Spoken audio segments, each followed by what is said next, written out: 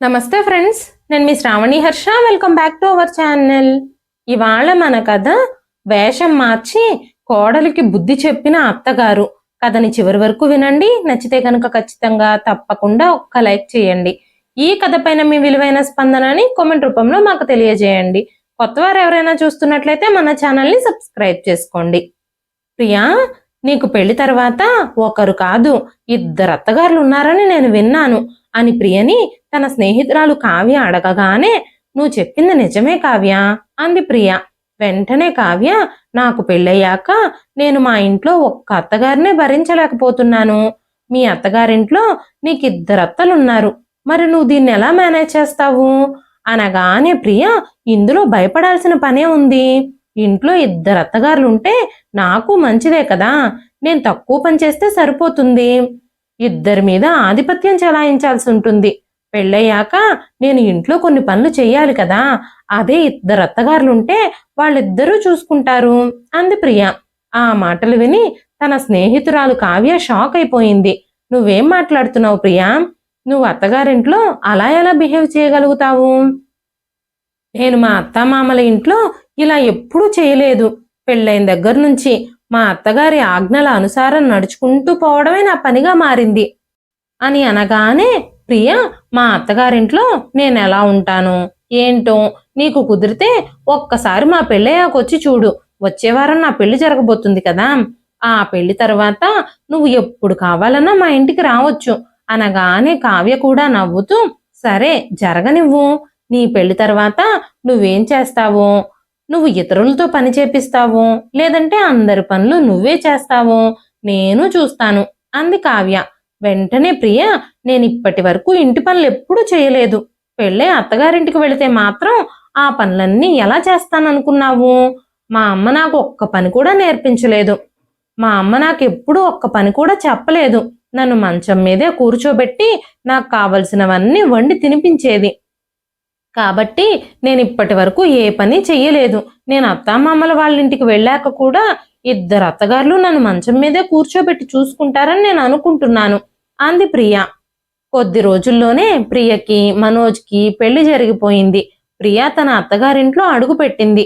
కొత్త కోడలిగా మొదటిసారి అత్తగారింట్లో అడుగు పెట్టేటప్పుడు ప్రియ తన తల మీద కొంగు కప్పుకొని ఆ ఇంట్లోకి వచ్చింది. ప్రియ వాళ్ళ అత్తగారిల్లు పాతకాలం నాటిదే అయినప్పటికీ అది చాలా అందంగా ఉంది. ప్రియకి తన అత్తగారిల్లు చాలా నచ్చింది. వెంటనే ఆ ఇంటిని చూసి ప్రియ చాలా సంతోషించింది. మా అత్తగారిల్లు చాలా బాగుంది. ఇప్పుడు ఈ ఇంటి మొత్తాన్ని మనమే పాలించాలి కాబోలు. నేనే ఈ ఇంటికి యజమానురాల్ని అనుకుంటూ ఆ ఇంటి ఆవరణలో నిలబడి ప్రియ తన తల మీద ఉన్న కొంగుని వెనక్కి జరిపి, అబ్బా చాలా వేడిగా ఉంది, ఈ తల మీద ముసుగు వేసుకుంటే చాలా చిరాగ్గా అనిపిస్తుంది, ఎన్ని రోజులు ఈ ముసుగుతో తిరగాలో అనుకుంటూ ఉండగానే ప్రియా అత్తగారు జగదీశ్వరి గారు, అమ్మ ప్రియా, నువ్వు ఇంట్లో ఇప్పుడే కొత్త కోడలుగా అడుగు పెట్టావు. తలపై అలా కొంగు తీసేస్తే ఎలాగా? మన ఇంట్లో చాలా మంది బంధువులు ఉన్నారు, ఇరుగు పొరుగు వాళ్ళు కూడా కూర్చునున్నారు. నువ్వు ముందు తల మీద కొంగు కప్పుకో. నీ గదిలోకి వెళ్ళిపోయాక నీ ఇష్టం వచ్చినట్టు ఉండొచ్చు, కానీ బయట హాల్లో తిరిగేటప్పుడు మాత్రం ఖచ్చితంగా కొంగు కప్పుకొని ఉండాలి అని చెప్పారు. ప్రియా స్వయంగా చాలా తెలివైన అమ్మాయి. మొదటి రోజే అత్తగారి మాట వింటే ఇక రోజు తనకి అత్తగారి మాటే వినాల్సి వస్తుందని, భరించాల్సి వస్తుందని అనుకుంటూ ప్రియా వెంటనే తన పెద్దత్తగారి దగ్గరకు వెళ్ళి రాజేశ్వరి గారితో, అత్తయ్య గారు, నాకు తల మీద కొంగు కప్పుకుంటే చాలా ఒక్కగా అనిపిస్తుంది. ఇంతకు ముందు నేను ఎప్పుడూ ఇలా చేయలేదు. నాకు అలవాటు లేని పని కదా, చాలా ఇబ్బందిగా ఉంది. నేను ఇక్కడ ఇంతమంది జనంలో ఇలా కొంగు కప్పుకొని కూర్చోలేను. నా గది ఎక్కడుందో చెప్పండి, అక్కడికి వెళ్ళి నా గదిలో కూర్చుంటాను. నాకు చాలా కంగారుగా ఉంది అనగానే రాజేశ్వరి గారు, సరే ప్రియా, నువ్వేమీ ఇబ్బంది పడకు అంటూ ఆవిడ తన కూతుర్ని పిలిచి, సుమా సుమా, వదినని గదిలోకి తీసుకెళ్ళు అంటూ ప్రియ చేతిని సుమా చేతికి అప్పగించింది. సుమా ప్రియ చేయి పట్టుకుని సంతోషంగా గదిలోకి తీసుకెళ్తూ ఉండగా అప్పుడే ప్రియ అత్తగారు జగదీశ్వరి గారు సుమని చూసి సుమా మీద కోపంగా అరుస్తూ, నువ్వు వదినని ఎక్కడికి తీసుకెళ్తున్నావు? ఇంకా చాలా ఆచారాలు మిగిలే ఉన్నాయి.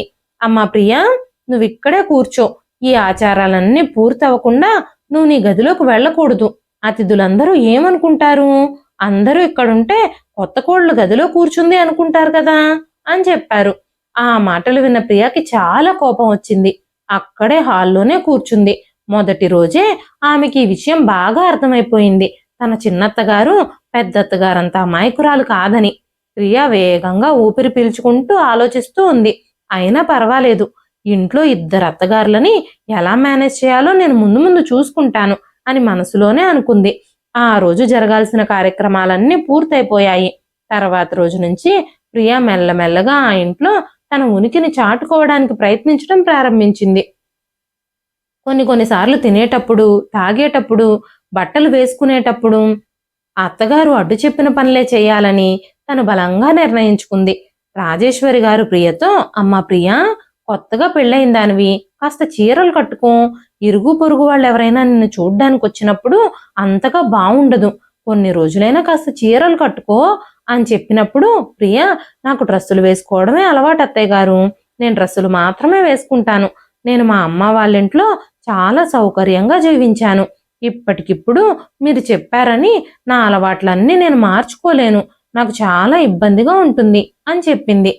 ప్రియ ప్రతి విషయంలోనూ అత్తగారి దగ్గర తన అహంకారం చూపించేది.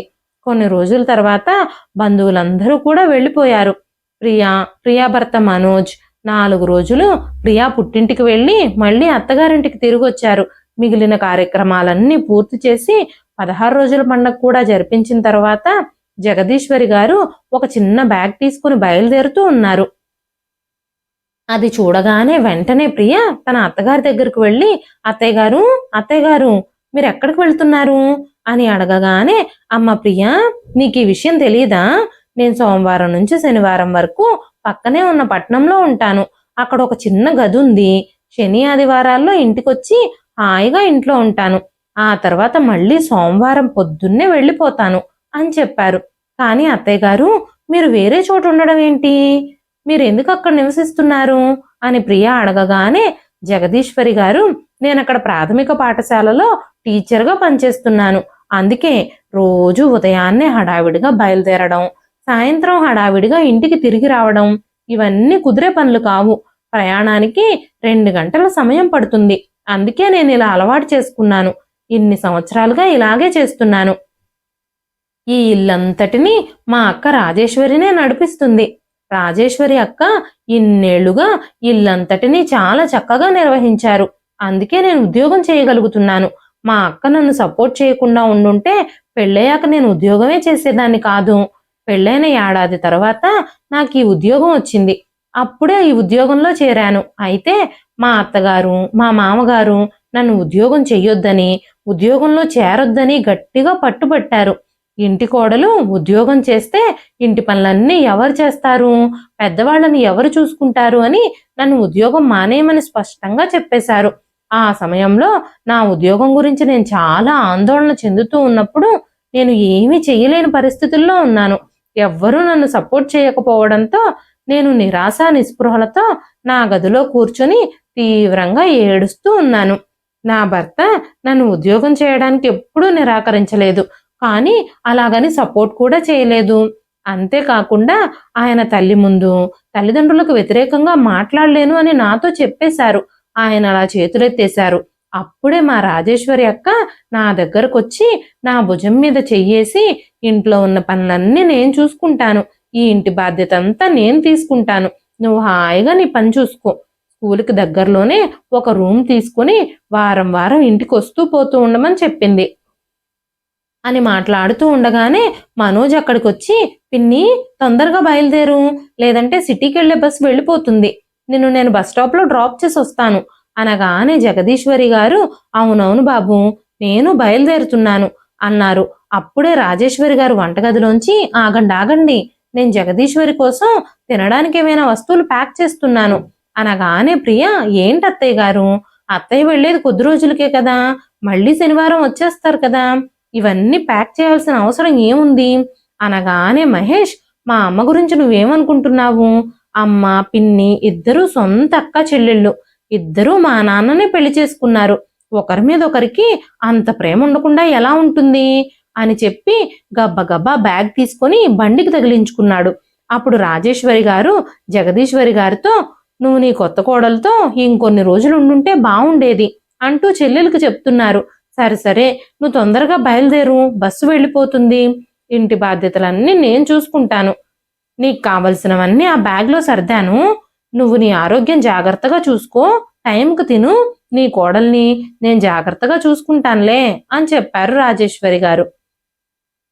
రాజేశ్వరి గారు తన చెల్లెలకి భోజనం విషయంలో ఎలాంటి లోటు రాకుండా వారానికి సరిపడా అన్నీ చేసి ఎప్పుడూ పంపిస్తూనే ఉంటారు. జగదీశ్వరి గారు మనోజ్ బైక్ ఎక్కి బస్టాండ్కి వెళ్లారు. ప్రియ అక్కడే నిలబడుంది. ప్రియ మనసులో చాలా ప్రశ్నలు తలెత్తుతున్నాయి. ఆ తర్వాత ప్రియ రాజేశ్వరి గారి దగ్గరకు వెళ్ళి, అత్తయ్య గారు, నేను మిమ్మల్ని ఒక విషయం అడగాలనుకుంటున్నాను అనగానే రాజేశ్వరి గారు నవ్వుతూ, ఏమైందమ్మా ప్రియా, నువ్వు నన్ను ఏం అడగాలనుకుంటున్నావు? నువ్వు ఏది అడగాలనుకున్నా నన్ను నిర్మోహమాటంగా అడగొచ్చు అని చెప్పగానే, అత్తయ్య గారు, మీరు మీ సొంత చెల్లిని మీ భర్తకిచ్చి ఎలా పెళ్లి చేశారు? ఈ పెళ్లికి మీ అమ్మా నాన్నని ఎలా ఒప్పుకున్నారు అని అడిగింది ప్రియ. రాజేశ్వరి గారు ఏమీ మాట్లాడకుండా మౌనంగా ఉన్నారు. కానీ ప్రియ మాత్రం ఊరుకోకుండా రాజేశ్వరి గారిని రెచ్చగొడుతూనే ఉంది. అప్పుడు రాజేశ్వరి గారు చాలా సింపుల్గా, అమ్మా ప్రియ, నాకు పెళ్ళైన 7 ఏళ్ల వరకు బిడ్డలు పుట్టలేదు. అందుకే మా అత్తగారు నాతో చాలా కఠినంగా ఉండేవారు. నా గురించి లేనిపోనివన్నీ నా భర్తతో చెప్పి ఇంట్లో గొడవలు పెట్టేవారు.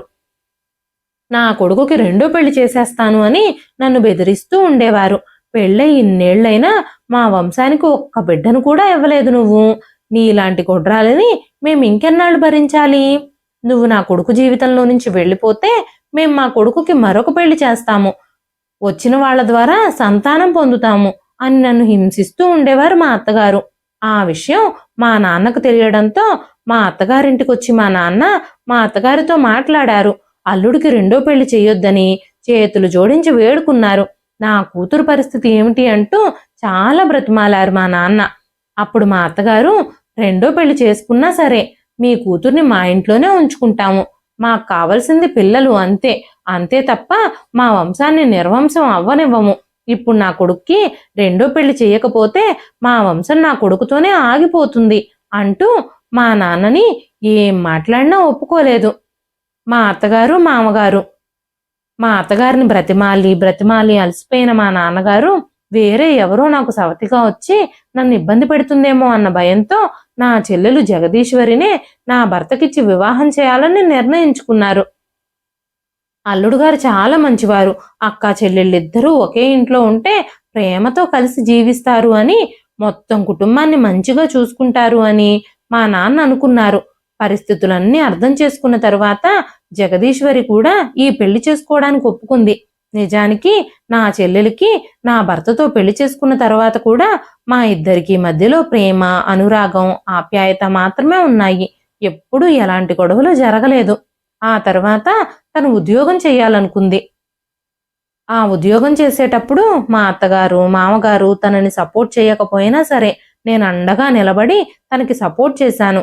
వారం ఇంటికి వస్తుంది. ఇల్లంతటినీ నేనే చూసుకుంటూ గడిపాను. ఆ తర్వాత మా అత్తగారు మామగారు కూడా కాలక్రమంలో మమ్మల్ని వదిలేసి వెళ్ళిపోయారు. ఇప్పుడు మాకు పెద్ద కుటుంబం ఏర్పడింది. మనోజ్కి చెల్లెలు సుమానే కాకుండా ఇంకో తమ్ముడు కూడా ఉన్నాడు. కానీ తనకి పరీక్షలు జరగడంతో తన పెళ్లికి రాలేకపోయాడు.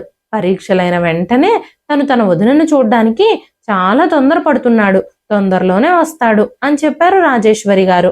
ఈ విషయాలన్నీ విన్న ప్రియాకి పెద్ద విషయమే అర్థమైంది. అత్తగారు చాలా ఈజీగా 2వ పెళ్లి చేసేసుకున్నారు అని ప్రియ అనుకోవడం మొదలుపెట్టింది. ప్రియ ఆ ఇంట్లో ఉన్నంతకాలం రాజేశ్వరి గారి మంచితనాన్ని సద్వినియోగం చేసుకుంటుంది. జగదీశ్వరి గారు ఆ ఇంట్లో ఉన్నంతసేపు ప్రియ బాగానే ఉంది. కానీ ఆవిడ వెళ్ళిపోగానే ప్రియ తన గదిలోకి వెళ్ళి మధ్యాహ్నం వరకు టీవీ చూడడం మొదలుపెట్టింది. రాజేశ్వరి గారు తన కోడలి గదికి వెళ్ళి, అమ్మ ప్రియా, 12 మీ మామయ్య గారికి భోజనం చేసే అలవాటుంది. నేను వంట చేస్తున్నాను, నువ్వు నాకు కాస్త వంటగదిలో సహాయం చేస్తావా? నేను కూరగాయలన్నీ కట్ చేసుకున్నాను. మీ మామయ్య గారికి అన్నంతో పాటు రోజు ఒక పుల్కా తినే అలవాటుంది. నేను పిండి కలిపేశాను, నువ్వు చపాతీలు చేస్తావా? 12 భోజనం సిద్ధంగా లేకపోతే ఆయన గొడవ చేసేస్తారు. ఈ రోజు ఆలస్యమే అయ్యేలా ఉంది అని చెప్పగానే ప్రియ, అత్తయ్య గారు, నాకు విపరీతమైన తలనొప్పిగా ఉంది, నేను ఇప్పుడు ఏ పని చేయలేను. నేను ఇప్పుడే టాబ్లెట్ వేసుకున్నాను. టాబ్లెట్ వేసుకోవడం వల్ల నాకు చాలా నిద్ర వస్తుంది. నేను అస్సలు కిచెన్లో నిలబడలేను. ఎందుకంటే నాకు కళ్ళు కూడా తిరగొచ్చు. దయచేసి వంట పనంతా మీరే చూసుకోండి అని చెప్పగానే రాజేశ్వరి గారు, సరే ప్రియా, నువ్వు రెస్ట్ తీసుకో, వంట పని నేను చూసుకుంటానులే అని చెప్పి రాజేశ్వరి గారు వంటగదిలో వంట పనులన్నీ చేయడం మొదలుపెట్టారు. వంట పనంతా పూర్తయిన తర్వాత తన భర్తకి భోజనం వడ్డించాక ఆకలితో తలనొప్పితో కోడలు ఉదయం నుంచి గదిలోనే ఉందని రాజేశ్వరి గారు కోడలి కోసం కూడా భోజనాన్ని తన గదిలోకే తీసుకెళ్లారు. సాయంత్రం వంట పనులు మొదలు పెట్టడం కోసం రాజేశ్వరి గారు ప్రియని పిలవడానికి తన గదిలోకి వెళ్ళినప్పుడు ప్రియ తన తల్లిదండ్రులతో ఫోన్లో మాట్లాడుతూ ఉంది. వెంటనే ప్రియ, అత్తయ్య గారు, ఇప్పుడే మా అమ్మ ఫోన్ చేసింది. నేను మా అమ్మని చాలా మిస్ అవుతున్నాను. నేను ఫోన్ మాట్లాడడం అయ్యాక వంటగదిలోకి వస్తాను. ఈ పూటకు కూడా భోజనం మీరే వండేయండి అని చెప్పింది. రోజు ఏదో ఒక సాకులు వెతికి అన్ని పనులు తప్పించుకుంటూ రాజేశ్వరి గారితో పనులన్నీ చేయించడం మొదలుపెట్టింది ప్రియ. కానీ కోడలు మాయమాటలన్నింటినీ రాజేశ్వరి గారు అర్థం చేసుకోలేకపోతున్నారు. మధ్యాహ్నం కూడా నిజంగానే తనకి తలనొప్పిగా ఉందని రాజేశ్వరి గారు అనుకున్నారు. ఉదయం నుంచి సాయంత్రం వరకు ప్రియ ఆ గది నుంచి బయటికి రానే రాదు. మనోజ్ కూడా ఉదయాన్నే ఆఫీస్కి వెళ్ళిపోతాడు. తను పక్కనే ఉన్న నగరంలో పనిచేసేవాడు. ఉదయం ఆఫీస్కి వెళ్ళి రాత్రికి తిరిగి వచ్చేవాడు. ఇంటి పనుల్లో రాజేశ్వరి గారికి ప్రియ సహాయం చేస్తుందని మనోజ్ అనుకోవాలని మనోజ్ వచ్చే సమయానికి ప్రియ ఏదో ఒక పని చేస్తూ కనిపించేది. దాని కారణంగానే మనోజ్ రోజంతా తన భార్య ఇంట్లో పనులన్నీ చేస్తుంది అన్నట్టు ఫీల్ అవుతూ ఉండేవాడు. ఒకరోజు ప్రియ తన అత్తగారితో, అత్తయ్య గారు, నాకు చాలా నడుం నొప్పిగా ఉంది. నేను ఇంటి క్లీనింగ్ పనులు ఏవి చేయలేకపోతున్నాను. ఈ క్లీనింగ్ పనులు కూడా మీరే చేసుకోండి. వంటగదిలో ఏమైనా చిన్న చిన్న పనులుంటే నేను చేస్తాను అని చెప్పగానే రాజేశ్వరి గారు కూడా సరే అని చెప్పి, కోడలు వంట పని చేస్తానంటుంది కదా, నేను క్లీనింగ్ పని చేస్తాను అని ఆ ఇల్లంతా క్లీన్ చేయడం మొదలుపెట్టారు. ఆ ఇల్లు చాలా పెద్దది. క్లీనింగ్కి చాలా టైం పడుతుంది. అంతలోనే ప్రియ తన అత్తగారితో, అత్తయ్య గారు, నా గది కూడా కాస్త క్లీన్ చేయండి. మంచం కిందంతా చాలా దుమ్ము పేరుకుపోయింది. నా నడుం నొప్పి వల్ల నేను అంత కిందకి వంగి ఊడ్చలేకపోతున్నాను అని చెప్పి ఆ పనులన్నీ కూడా రాజేశ్వరి గారితోనే చేయించడం మొదలుపెట్టింది. ఒక్కొక్క రోజు ప్రియ తలనొప్పని, ఒక్కో రోజు కాళ్ల నొప్పులని, ఒక్కో రోజు నడుం నొప్పని, ఒకరోజు కడుపు నొప్పని సాకులు చెప్పి తన గదిలో ఎప్పుడూ విశ్రాంతి తీసుకుంటూనే ఉంటుంది. రాజేశ్వరి గారికి ఇంటి పనులన్నీ అప్పచెప్పేసి తాను మాత్రం హాయిగా రిలాక్స్ అవుతూ ఉంటుంది. ఒకరోజు రాజేశ్వరి గారి చుట్టాలు వాళ్ళ ఇంటికి వచ్చారు. రాజేశ్వరి గారి చుట్టాలందరికీ రకరకాల వంటలు చేసి భోజనం సిద్ధం చేశారు. ఆ వంట పనుల వల్ల ఆవిడ చాలా అలసిపోయారు. బంధువులందరూ వెళ్ళిపోగానే రాజేశ్వరి గారు ప్రియాతో, అమ్మ ప్రియా, వంట పనులన్నీ నేను చేసేశాను. ఇంటిని కూడా నేను శుభ్రం చేసేశాను. కానీ పొద్దున్నుంచి నేను అన్ని పనులు చేయడం వల్ల నా వెన్నుపూస నొప్పిగా అనిపిస్తుంది. నా నడుము అసలు వంచలేకపోతున్నాను. వంట చేసిన పాత్రలన్నీ షింక్లోనే పడున్నాయి. కాస్త అవన్నీ శుభ్రం చెయ్యి అని ప్రియాని అడగగానే ప్రియా వెంటనే, పాత్రలు కడగడం అస్సలు నా వల్ల కాదత్తయ్య గారు. నా గోళ్ళన్నీ విరిగిపోతాయి. నేను ఇన్ని పాత్రలు కడగలేను. నేను నా చేతులకి నెయిల్ పాలిష్ వేసుకున్నాను. పాత్రలు కడిగితే గోళ్ళు పాడైపోతాయి. ఇప్పుడు మీరు ఒక పని చేయండి. మీరు మీ గదిలోకి వెళ్ళి విశ్రాంతి తీసుకోండి. సాయంత్రానికి మీ నొప్పి తగ్గుతుంది. అప్పుడు సాయంత్రం పాత్రలు కడుక్కోండి అని చెప్పింది. రాజేశ్వరి గారు తన గదిలోకి వెళ్ళి విశ్రాంతి తీసుకున్నారు. ఉదయాన్నే లేచి చూసేసరికి రాజేశ్వరి గారికి ఒళ్ళు తెలియని జ్వరం వచ్చింది. మనోజ్ రాజేశ్వరి గారి గదిలోకి వెళ్ళినప్పుడు తన నుదుటి మీద చెయ్యి వేసి చూసి, అమ్మా, నీకు జ్వరంగా ఉంది. నిన్ను హాస్పిటల్కి తీసుకెళ్తాను. డాక్టర్కి చూపిస్తాను. పద పద, తొందరగా రెడీ అవ్వు అనగానే రాజేశ్వరి గారు, బాబు, నాకు బాగానే ఉంది. నువ్వంత కంగారు పడాల్సిన అవసరం ఏమీ లేదు. హాస్పిటల్కి వెళ్లాల్సిన పని కూడా లేదు. పోయినసారి జ్వరం వచ్చినప్పుడు డాక్టర్ ఇచ్చిన మందులు నా దగ్గర ఉంటే అవే వేసుకున్నాను. 2 రోజులు మందులు వాడితే నా జ్వరం ఇట్టే తగ్గిపోతుంది. నువ్వు ఆఫీస్కి బయలుదేరు. నాకేమీ ఇబ్బంది లేదు అని చెప్పారు. రాజేశ్వరి గారు మందులు వేసుకుని పడుకున్న తరువాత ప్రియా రాజేశ్వరి గారి గదిలోకి వచ్చి, అత్తయ్య గారు, మీరు ఇంకా నిద్రపోతూనే ఉన్నారా? నిన్నటి నుంచి పాత్రలన్నీ వంటగదిలో అలాగే పడున్నాయి. టైం చూస్తే 10 అయిపోయింది. ఇక లెగవండి. ముందు వాటిని శుభ్రం చేసి భోజనం సిద్ధం చేయండి. ఎలాగోలాగా నేను మనోజ్ కోసం, ఇంట్లో అందరి కోసం టిఫిన్ ఏర్పాట్లు చేసేశాను. మీరు నాకు ఇక సాకులు చెప్పకండి. భోజనం మాత్రం నేను వండలేను అని చెప్పగానే రాజేశ్వరి గారు, అమ్మా ప్రియా, నాకు అస్సలు ఆరోగ్యం బాగోలేదు. నేను ఇప్పుడే మందులు వేసుకుని పడుకున్నాను. నాకు చాలా బాధగా ఉంది. నేను ఇంటి పనులు ఏవి చెయ్యలేను అనగానే ప్రియ ఇలా ఏదో ఒక అనారోగ్యం సాకు చెప్పి పడుకుంటే ఎలాగా? నిశ్శబ్దంగా లేచి ఇంటి పనులన్నీ చెయ్యండి.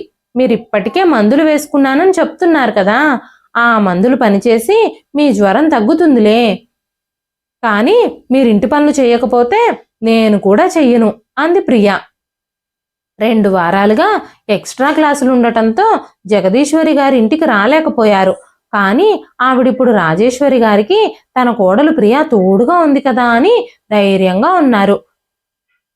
ఎప్పుడూ రాజేశ్వరి గారు ఒక్కరే ఆ ఇంటి పనులన్నీ చేసుకుంటూ అందరి కోసం కష్టపడుతున్నారు. కనీసం ఇప్పుడు మా అక్కకి కోడలు తోడైనా దొరికిందని ఆవిడిప్పుడిప్పుడే సంతోషిస్తున్నారు. రాజేశ్వరి గారు ఎప్పుడూ తనకు పిల్లలు లేరని ఫీల్ అవ్వకుండా ఉండాలని ఆవిడకి ఆ ఆలోచన లేకుండా చూసుకున్నారు జగదీశ్వరి గారు. మనోజ్, సుధా, ఇంకా మనోజ్ తమ్ముడు నితిన్ ముగ్గురు రాజేశ్వరి గారిని అమ్మ అనే పిలుస్తారు. జగదీశ్వరి గారిని మాత్రం తన పిల్లలు ముగ్గురు పిన్ని అని పిలుస్తారు. ముగ్గురు పిల్లల్ని స్వయంగా రాజేశ్వరి గారే పెంచారు. పిల్లలు పుట్టిన 6 నెలలకే జగదీశ్వరి గారు మళ్ళీ ఉద్యోగంలో చేరారు. అప్పటి నుంచి పగలు రాత్రి పిల్లల్ని కన్న తల్లి కంటే ఎక్కువగా రాజేశ్వరి గారే చూసుకున్నారు. అందుకే అమ్మ అనే పిలుపుకి ఆవిడే అర్హురాలు. అందుకే జగదీశ్వరి గారు కూడా తన పిల్లలతో రాజేశ్వరి గారిని అమ్మ అనే పిలిపించేవారు. చాలా రోజులైపోయింది. శనివారం ఇంటికి వెళ్లాలని జగదీశ్వరి గారు ప్లాన్ చేసుకున్నారు. స్కూల్ అయిపోయిన తర్వాత జగదీశ్వరి గారి ఇంటికి బయలుదేరారు. తన అత్తగారు ఈ రోజు ఇంటికి రాబోతున్నారని తెలిసి ప్రియా కూడా వంటగదిలోకి వెళ్లి తన చాకచక్యాన్ని ప్రదర్శిస్తోంది. ఆ రోజు ప్రియానే అందరి కోసం వంట చేసింది. ప్రియా అందరి కోసం భోజనం చేసి వడ్డిస్తూ ఉంటే అది చూసి జగదీశ్వరి గారు చాలా సంతోషించారు. జగదీశ్వరి గారు భోజనం చేసిన తర్వాత వంటగదిలో పాత్రలు కడగడానికి వెళ్లారు. వెంటనే ప్రియ, అత్తయ్య గారు, మీరెందుకు పాత్రలు కడుగుతున్నారు? నేనున్నాను కదా, నేను కడుగుతాను, తప్పుకోండి. మీ అక్క చెల్లెళ్ళిద్దరూ గదిలోకి వెళ్లి హాయిగా మాట్లాడుకోండి. చాలా రోజుల తర్వాత వచ్చారు అని చెప్పింది ప్రియ. ప్రియ తన అత్తగారి ముందు ఇంటి పనులన్నీ చేస్తున్నట్టు నటిస్తుంది. కానీ తన పెద్దత్తగారితో మాత్రం ఇంటి పనులన్నీ చేయిస్తుంది. ఈ విషయం జగదీశ్వరి గారికి ఏమాత్రమో తెలియదు. జగదీశ్వరి గారు తన అక్క రాజేశ్వరి గారి చెయ్యి పట్టుకుని గదిలోకి తీసుకెళ్లారు. రాజేశ్వరి గారి మొహం చూడగానే తనకి ఆరోగ్యం బాగోలేదన్న విషయం జగదీశ్వరి గారికి అర్థమైపోయింది. అక్క, మీ ఆరోగ్యం అసలే బాగోలేదు. నువ్వు సరిగ్గా తింటున్నావా లేదా? ఎంత నీరసంగా కనిపిస్తున్నావో చూడు. నువ్వు ఎంత సన్నగా అయిపోయావో చూడు. ఎలా చిక్కిపోయావో. ఇప్పుడు కోడలు కూడా వచ్చింది కదా, హాయిగా నువ్వు విశ్రాంతి తీసుకోవచ్చు. ఇంతకు ముందున్నంత బాధ్యతలు నీకు ఉండడం లేదు కదా. ఇప్పుడు నీ ఆరోగ్యం గురించి నువ్వు జాగ్రత్తలు తీసుకో అని చెబుతూ ఉండగానే వంటగదిలో పనులు పూర్తి చేసుకుని ప్రియ అత్తగారులిద్దరి దగ్గరికి వచ్చింది. అప్పుడు ప్రియ జగదీశ్వరి గారితో, అత్తయ్య గారు, నేను పెద్దత్తయ్య గారిని ఎంత బాగా చూసుకుంటున్నానో, ఆవిడకి ఎంత సహాయం చేస్తున్నానో, నేను ఆవిడని ఎంత బాగా చూసుకుంటున్నానో మీకు తెలుసా? నేను ఆవిడకు ఉదయాన్నే టీ చేసిస్తాను. ఇంటి పనులన్నింటిలో ఆవిడకి సహాయం చేస్తాను. రోజు ఇంటి పనులన్నీ ఎక్కువగా నేనే చేస్తున్నాను అని చెబుతుంది. ఆ మాటలు విని రాజేశ్వరి గారు, ఇంటి పనులన్నీ చేసేది నేనైతే కోడలు తనే చేస్తున్నానని ఎందుకు చెప్పుకోవాలనుకుంటుంది అని అనుకున్నారు. కానీ తన చెల్లెలతో తనేమీ చెప్పాలనుకోలేదు. జగదీశ్వరి గారు ఇంట్లో ఉన్న 2 రోజులు ప్రియ ఆవిడ దృష్టిలో పడాలని అన్ని పనులు చేస్తుంది. ఆ 2 రోజులు పనిచేసేసరికి తను చాలా అలసిపోతుంది. మా అత్తగారు వెళ్ళిపోతే వారం అంతా కాళ్ళు చాపుకొని నా గదిలో హాయిగా పడుకుంటాను. ఈ 2 రోజులు కష్టపడితే చాలు అనుకుంది ప్రియ. ఒకరోజు ఉదయాన్నే జగదీశ్వరి గారు, దీపావళి పండగ కూడా రాబోతుంది కదా, వంటగదిలో సరుకులు కూడా అయిపోతున్నాయి, సరుకుల లిస్టు రాసిస్తే మనోజ్ తీసుకొస్తాడు అని చెప్పగానే ప్రియ సరుకుల లిస్టు రాయడం మొదలుపెట్టింది. ఆ సరుకుల లిస్టు చూడగానే జగదీశ్వరి గారు ఒక్కసారిగా ఆశ్చర్యపోయారు. అందులో 10 కేజీలకు పైగానే డ్రై ఫ్రూట్సే రాసున్నాయి. 2 కేజీలు జీడిపప్పులు, 2 కేజీల బాదం పప్పులు, 2 కేజీల పిస్తా పప్పులు, 2 కేజీల ఎండు ద్రాక్ష, 2 కేజీల ఖర్జూరం ఉన్నాయి. ఇవన్నీ చూసి, అమ్మా ప్రియా, ఇన్ని డ్రై ఫ్రూట్స్ లిస్టులో రాసావెందుకు? ఒక నెలకి ఇవి చాలా ఎక్కువైపోతాయి అనగానే ప్రియ, అత్తయ్య గారు, పెద్దత్తయ్య గారు బాగా సన్నబడిపోయారని, చాలా వీక్గా ఉన్నారని మీరు చాలా బాధపడుతున్నారు కదా. మీరు ఈసారి వచ్చేసరికి ఆవిడకి ఇవన్నీ తినిపించి ఆవిడ్ని లావుగా చేస్తాను, అందుకే ఇవన్నీ రాశాను అని చెప్పగానే జగదీశ్వరి గారు చాలా సంతోషించారు. తన అక్కని కోడలు చాలా బాగా చూసుకుంటుందని సంబరపడిపోయారు. తర్వాత రోజే మనోజ్ ఇంట్లోకి సరుకులన్నీ తీసుకొచ్చాడు. జగదీశ్వరి గారు సోమవారం పొద్దున్నే స్కూల్కి బయలుదేరుతూ, నేను ఈసారి కూడా 15 రోజులకే వస్తాను. దీపావళి పండక్కి 2 రోజుల ముందు వస్తాను. ఎందుకంటే వచ్చే శనివారం రాత్రి సిటీలో ఉండే నా స్నేహితురాలి మనవడి పుట్టినరోజుకు వెళ్ళాలి అని చెప్పగానే ప్రియ చాలా సంతోషించింది. ఈ 15 రోజులు నేను ప్రశాంతంగా రెస్ట్ తీసుకోవచ్చు అని అనుకుంది ప్రియ. దీపావళి పండగ ముందు జగదీశ్వరి గారి ఇంటికి వచ్చారు. పండక్కి పుట్టింటికి బయలుదేరబోతున్న కోడలితో, అమ్మా ప్రియా, ఈ పండక్కి నా తరఫున, మా అక్క తరఫున నీకోసం 2 చీరలు తీసుకొచ్చాను అని చెప్పి జగదీశ్వరి గారు ప్రియకి 2 చీరలు ఇచ్చారు. ఆ తర్వాత జగదీశ్వరి గారు రాజేశ్వరి గారి వైపు చూస్తూ, అక్క, నువ్వు మునుపటి కంటే ఇంకా చిక్కిపోయావు. నీకోసం కోడలు అన్ని డ్రై ఫ్రూట్స్ ఆర్డర్ చేసింది. నువ్వు అవి కూడా తినలేదా? ఎందుకు ఇలా అయిపోతున్నావు నువ్వు అని అడగగానే ప్రియ, నేను అత్తయ్య గారికి రోజు డ్రై ఫ్రూట్స్ బాక్స్లో పెట్టి తన మంచం పక్కనే పెడుతున్నాను, అయినా సరే ఆవిడ తినకుండా వాటిని అలాగే వదిలేస్తున్నారు అంటూ అబద్ధం చెప్పేసింది. నిజానికి ప్రియ డ్రై ఫ్రూట్స్ అన్ని తన గదిలోనే ఉంచుకుని ఉదయాన్నే బ్రేక్ఫాస్ట్ కింద వాటినే తింటుంది. కానీ రాజేశ్వరి గారి కోసం మాత్రం వంటగదిలో డ్రై ఫ్రూట్స్ ఉంచనే లేదు. ఈ విషయం విన్న తర్వాత జగదీశ్వరి గారికి అనుమానం వచ్చింది. ఎందుకంటే రాజేశ్వరి గారు చిన్నప్పటి నుంచి ఫుడ్డీ, ఆవిడికి తినడం అంటే చాలా ఇష్టం. కానీ కోడలు ఇలా ఎందుకు చెప్తుంది అనుకున్నారు జగదీశ్వరి గారు. కోడలు తన పుట్టింటికి వెళ్ళిపోయిన తర్వాత తన అక్కని అసలు ఇంట్లో ఏం జరుగుతుందో అడిగి తెలుసుకోవాలనుకున్నారు. కానీ రాజేశ్వరి గారు ఏ విషయమూ బయట పెట్టలేదు.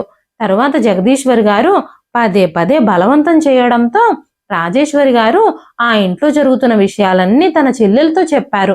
వెంటనే జగదీశ్వరి గారికి కోడలిపై చాలా కోపం వచ్చింది. ఇంత నాటకం ఆడుతుందా ప్రియా? నిన్ను ఇంత ఇబ్బంది పెడుతూ నా ముందు నిన్ను బాగా చూసుకుంటున్నట్టు నటిస్తుందా అనుకున్నారు జగదీశ్వరి గారు. తన కోడలికి ఎలాగైనా సరే గుణపాఠం చెప్పాలని నిర్ణయించుకున్నారు. వెంటనే తన అక్కతో, అక్క, నువ్వు నేను చెప్పినట్టు చెయ్యి, నువ్వు భయపడాల్సిన అవసరం ఏమీ లేదు. అక్క, మన ఇద్దరం కమల పిల్లలం కదా, మన అక్క చెల్లెళ్ళిద్దరి పోలికలు ఒకేలా ఉంటాయి. మన ఇద్దరిలో ఎవరో గుర్తుపట్టలేక అందరూ ఎన్నిసార్లు మోసపోయేవారో. మన ఇద్దరి డ్రెస్సింగ్ వల్లే కదా జనాలు మనల్ని గుర్తుపట్టేది. నేను నీ చీరలు కట్టుకుంటాను, నువ్వు నా చీరలు కట్టుకో.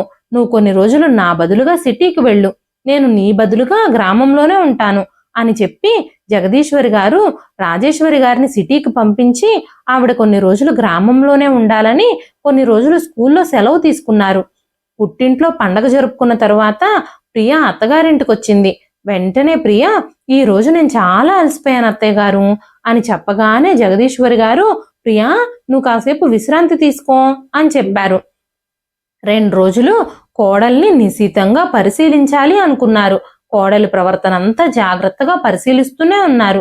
2 రోజుల తర్వాత జగదీశ్వరి గారు, ప్రియా, ఈ రోజు మన ఇంటికి కొంతమంది అతిథులు వస్తున్నారు. నువ్వు వంట పని చెయ్యి, ఎందుకంటే వచ్చిన వాళ్ళు భోజనం చేసి వెళ్తానని చెప్పారు కదా. నువ్వు వెళ్ళి వెజిటబుల్ బిర్యానీ, గుత్తొంకాయ కూర, ఇంకా పెరుగు రైత, పాయసం అన్నీ తయారు చెయ్యి. వాళ్ళు మీ పెళ్ళయ్యాక మొదటిసారి మన ఇంటికి వస్తున్నారు. మేం మీ కోడలి చేతి వంట తింటామని మరీ చెప్పారు అని చెప్పగానే ప్రియ తన అత్తగారిని పెద్దత్తగారే అనుకుంది. ఆ ప్లేస్లో ఉంది ఎవరో తెలుసుకోలేక ప్రియ కూడా మోసపోయింది. అక్కడ ఉంది తన పెద్దత్తగారే అనుకుని, ప్రియ, అంతమందికి వంట చేయడం నా వల్ల కాదు అత్తయ్య గారు, మీరు ఒక పని చేయండి, వంటగదిలోకి వెళ్ళి వంట చేయడం ప్రారంభించండి అనగానే ఆవిడ, అమ్మ ప్రియా, నాకు అస్సలే ఆరోగ్యం బాగోలేదు, నీకు తెలుసు కదా, నాకు చాలా నీరసంగా ఉంది. మన ఇంటికి 4 అతిథులు వస్తున్నారు. నా కోడలు ఇంట్లో ఉన్నప్పుడు నేను వంటగదిలో వంట చేస్తే మా అన్నయ్య వదిన వాళ్ళ పిల్లలు ఏమనుకుంటారు? వీళ్ళ కోడలు అస్సలు పని చేయదు కాబోలు, తనకు ఎంత బద్ధకం అనుకుంటారు కదా. నీ మీద అలాంటి ముద్రని నేను పడనిస్తానా? తొందరగా వెళ్ళి నువ్వు వంటగదిలో వంట పని చూడు అంటూ ప్రియని వంట చేయడానికి వంటగదిలోకి పంపించారు. ప్రియ గొనుగుతూ కిచెన్లోకి వెళ్ళి వంట పనులు పూర్తి చేయకుండానే తన గదిలోకి వెళ్ళిపోయి కూర్చుంది. అప్పుడు ప్రియ అత్తగారు కోడల దగ్గరికి వెళ్ళి, అమ్మా ప్రియా, ఇంతకు ముందు మీ తల్లిదండ్రులందరూ మన ఇంటికి వచ్చినప్పుడు వాళ్ళ కోసం నేను రకరకాల వంటలు సిద్ధం చేశాను.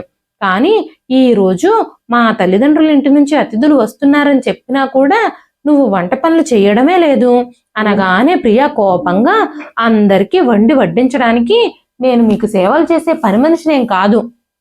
అయినా ఇన్ని రోజులు వంటగదిలో వంట పనులన్నీ మీరే చేశారు కదా, ఇంటి పనులు మీరే చూసుకున్నారు కదా, ఈ రోజేంటి అన్ని పనులు నాకు చెప్తున్నారు అంది. వెంటనే జగదీశ్వరి గారికి విషయం అంతా అర్థమైపోయింది. కోడలు నా ముందు మాత్రమే వినయంగా ప్రవర్తిస్తుందని, అక్కతో ఇష్టం వచ్చినట్టు మాట్లాడుతుంది అని ఆవిడ అనుకున్నారు. కోడలి ప్రవర్తన చూసి జగదీశ్వరి గారికి చాలా కోపం వచ్చింది. అత్తగారి బంధువులు ఇంటికొచ్చారు అన్న విషయం కూడా గమనించకుండా ప్రియ తన గదిలోకే వెళ్లి కూర్చుంది. అప్పుడు జగదీశ్వరి గారికి చాలా కోపం వచ్చి వెంటనే ప్రియ గదిలోకి వెళ్ళి, ప్రియా, వెంటనే మీ అమ్మా నాన్నలకి ఫోన్ చేసి పిలిపించు, నేను మీ అమ్మా నాన్నలతో ఒక విషయం మాట్లాడాలి అని కోపంగా చెప్పారు. ప్రియకి తన పెద్దత్తగారిని చూస్తే ఆశ్చర్యంగా అనిపిస్తుంది.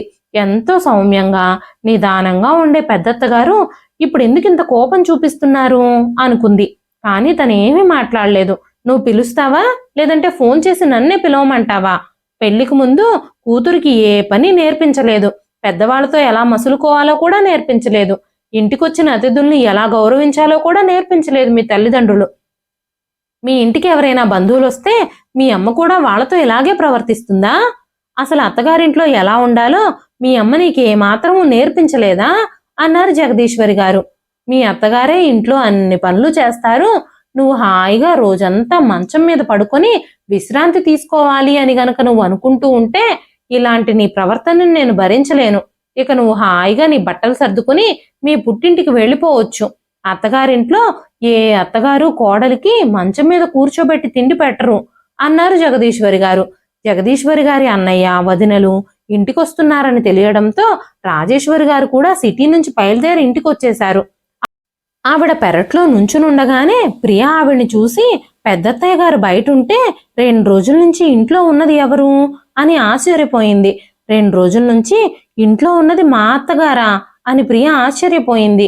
అప్పుడు జగదీశ్వరి గారు ప్రియతో, ప్రియా, నువ్వు ఇన్ని రోజులుగా మా అక్కతో ఎలా ప్రవర్తిస్తున్నావో 2 రోజుల నుంచి నేనే స్వయంగా చూసి తెలుసుకున్నాను.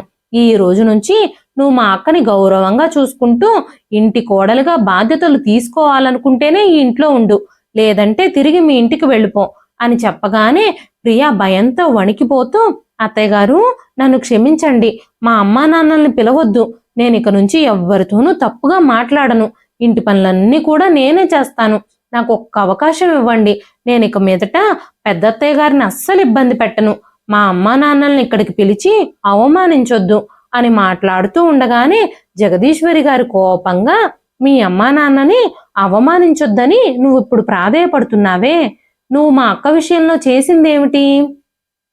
తనని నువ్వు ఎన్నిసార్లు ఎన్ని రకాలుగా అవమానించావు చెప్పు? నువ్వు మా అక్కని అవమానించలేదా? తన వయసుకు ఏ రోజైనా మర్యాద ఇచ్చావా అని మాట్లాడుతూ ఉన్నప్పుడు అత్తగారి మాటలు విని ప్రియకి చాలా బాధగా అనిపించింది. అత్తగారింట్లో ఎలా జీవించాలో, ఒక ఆడపిల్లకి అత్తామామల ఇంట్లో కొన్ని బాధ్యతలుంటాయని వాటిని నెరవేర్చాలని ప్రియ గ్రహించింది. అత్తామామలు మన అవసరాలు తీర్చినప్పుడు వాళ్ళ బాధ్యత కూడా మనదే అవుతుంది కదా.